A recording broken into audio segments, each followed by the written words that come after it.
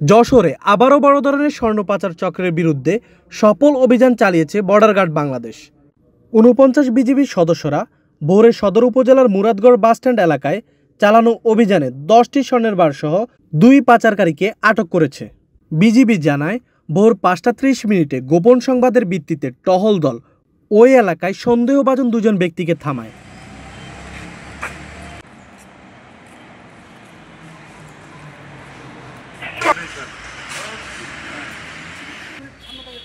তল্লাশি চালিয়ে তাদের প্যান্টের পকেটে বিশেষভাবে লুকানো ১.১64 কেজি ওজনের স্বর্ণের বার উদ্ধার করা হয়, যার বাজার মূল্য প্রায় 2 কোটি 10 লক্ষ টাকা।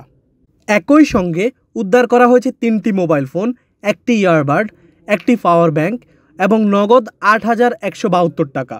সব মিলিয়ে জব্দকৃত মালামালের মূল্য দাঁড়ায় 2 কোটি 11 লাখ টাকারও বেশি।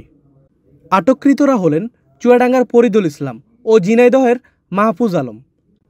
প্রাথমিক জিজ্ঞাসাবাদে তারা স্বীকার করে, ঢাকার তাঁতীবাজার এলাকা থেকে স্বর্ণ সংগ্রহ করে যশোর হয়ে চৌগাছা সীমান্ত পথে ভারতে পাচারের চেষ্টা করছিলেন। ঘটনার পর তাদের বিরুদ্ধে মামলা দায়ের করে যশোর কোতোয়ালি মডেল থানায় হস্তান্তর করা হয়েছে। বিজিবি বলছে, সীমান্ত জুড়ে স্বর্ণ, মাদক ও বিভিন্ন চোরাচালান রোধে তাদের অভিযান আরও কঠোর করা হবে।